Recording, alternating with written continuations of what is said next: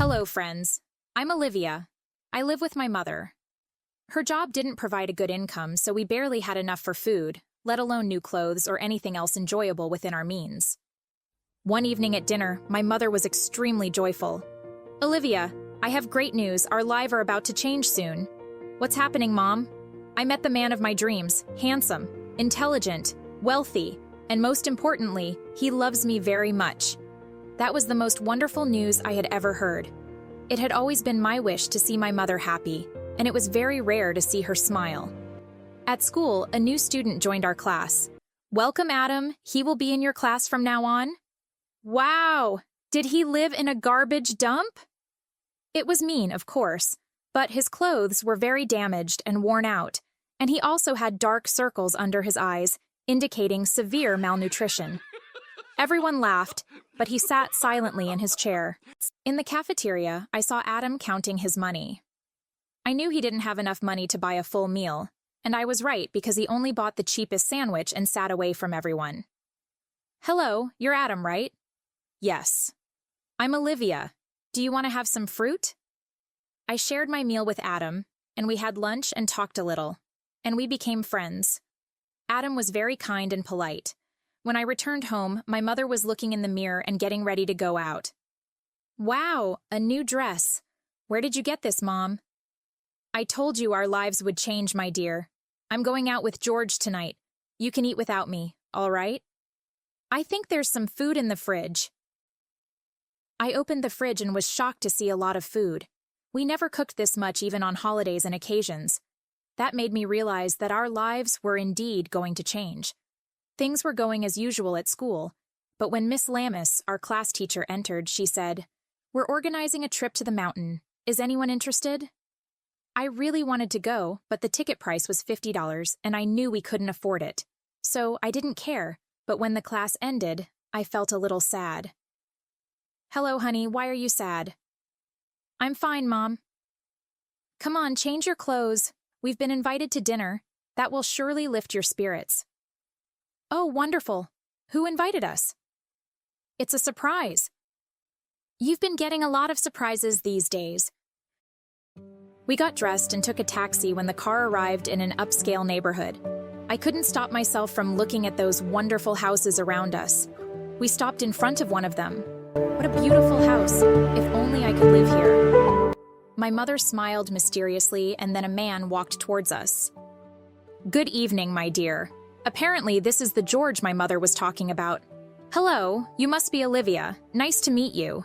George was very nice, but I still felt a little uncomfortable being surrounded by all this richness. Darling, George and I want to tell you something. Olivia, we love each other and decided to get married as soon as possible. I was surprised but so happy for my mom. We soon moved into George's mansion. My new room was 4 times larger than my previous one, and I became accustomed to eating good food with pocket money and a wardrobe full of brands. But it was strange, because I felt like I was living someone else's life. So I decided to put on my old clothes as usual and go to the school.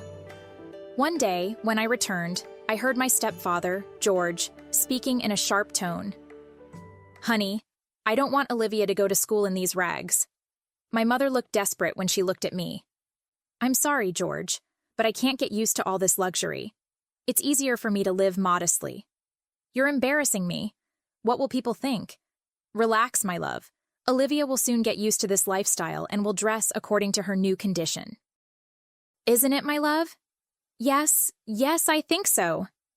So I started wearing the clothes George had bought me and going to school in a car with a personal driver. Of course, this did not go unnoticed. Hi, Olivia. Oh, the school star who never even looked in my direction before is now greeting me in the cafeteria. Olivia, you look great today. Sit down with us and let's talk a little. Then I noticed that Adam was sitting far away from everyone, as usual. Thanks, girls, but not today, sorry. Aha! You're too rich to sit with us now. I took the tray and sat in front of Adam. He looked at me strangely and remained silent.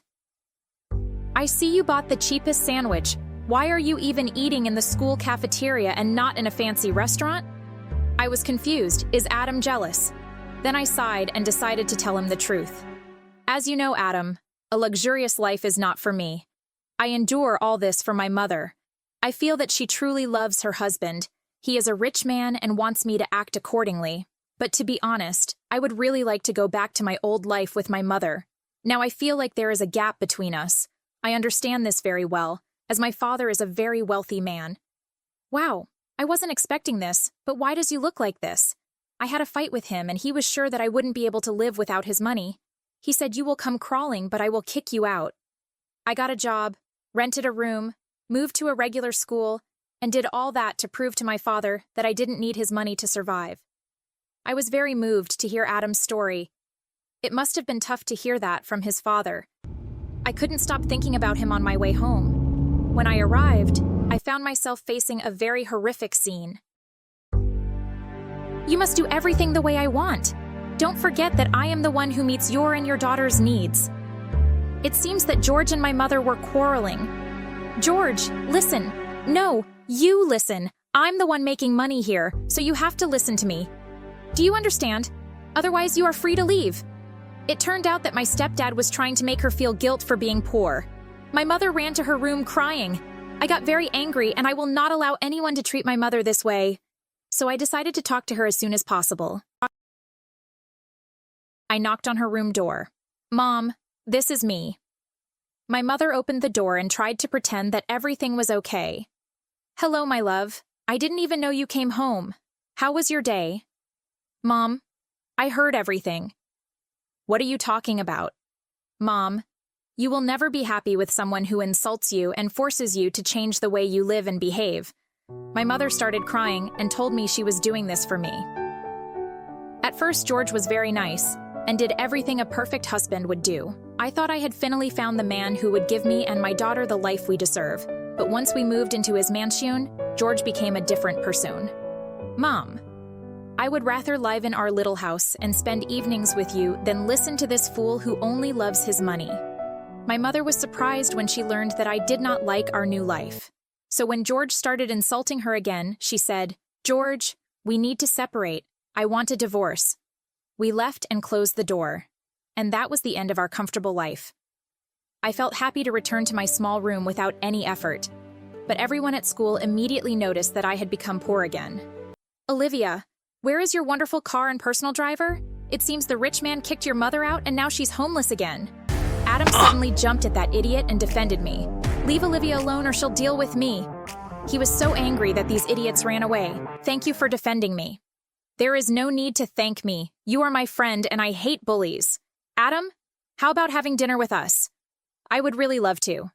It's been a long time since I haven't eaten home-cooked food." The atmosphere at dinner was great.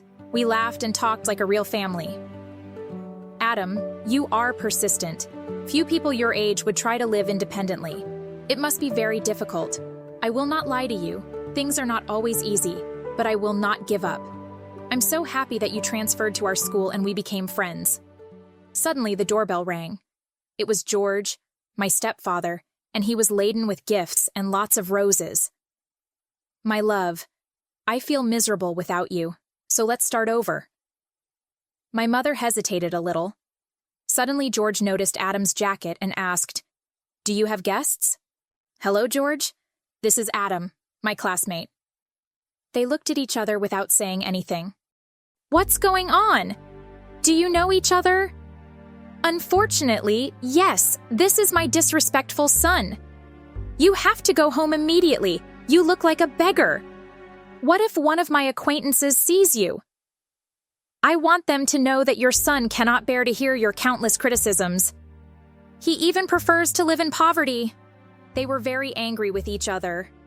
So we had to intervene, otherwise there would have been a disaster in our house. "That's enough, George. You're really crazy and arrogant. Your big money has no meaning if you don't have love family support. My daughter is right.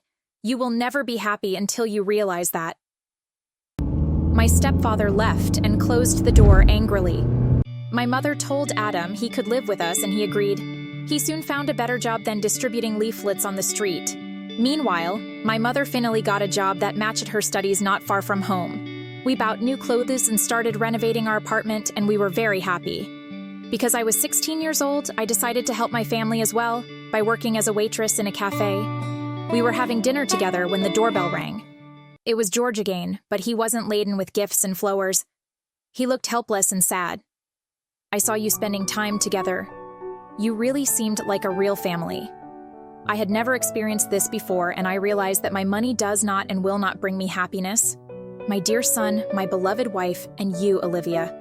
I'm sorry, I really want to spend the rest of my life with you. Forgive me if you can. In fact, none of us were expecting that.